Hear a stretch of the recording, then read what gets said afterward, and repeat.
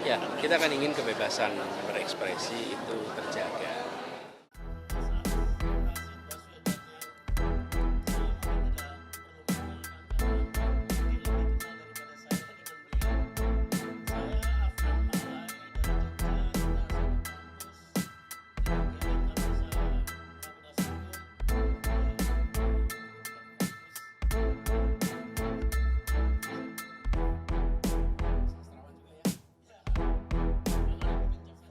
Menyinggung soal undang-undang ITE yang harus direvisi, Bapak juga merevisi aturan undang-undang ITE yang ingin Bapak revisi. Tadi Bapak sempat singgung di dalam acara tadi. Seserius apa Pak Anies ingin mengubah? Ya, kita kan ingin kebebasan berekspresi itu terjaga.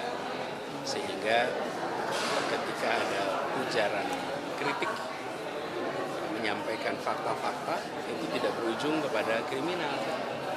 Misalnya melaporkan problem jalan, melaporkan pelayanan yang kurang baik, itu harus dilindungi, dihormati. Jadi yang terkait itu, kita membutuhkan undang-undang ini untuk bisa melindungi privasi, melindungi data, tapi bukan untuk membuat masyarakat menjadi takut untuk mengungkapkan kenyataan dan pandangan.